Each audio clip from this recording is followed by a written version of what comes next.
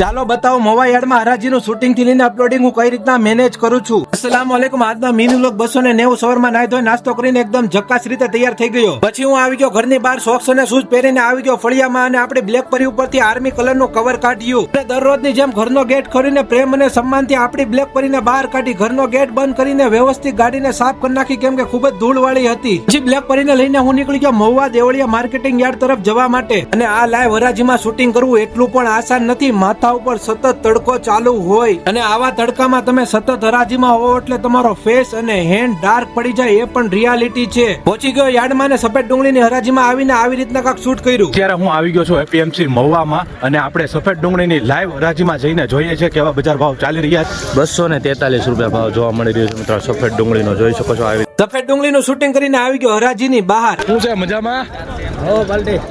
શું છે? ચા પીવી છે? પાણી પીવરાવો।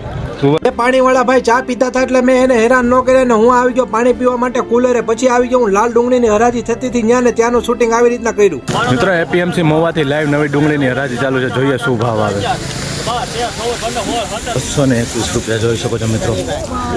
મીડિયમ ક્વોલિટી સાઇઝ છે। લાલ અને સફેદ ડુંગળીનું શૂટિંગ કરીને હું આવી ગયો માંડવે। હવે અપલોડિંગની પ્રોસેસ કરવાની છે ને આમાં પણ ખૂબ જ મહેનત લાગે ને એમાં પણ નેટ નો ચાલે તો હાવ હેરાન થઈ જઈએ। આવી રીતની હતી કાંક મારી શૂટિંગ થી અપલોડિંગની પ્રોસેસ। હરાજીના વિડીયો આ ચેનલમાં આવે છે ને આ પેજમાં જલ્દી 10,000 ફોલોઅર્સ પૂરા કરવા છે તો ફોલો પણ કરી લો। મળીએ એક નવા વ્લોગમાં।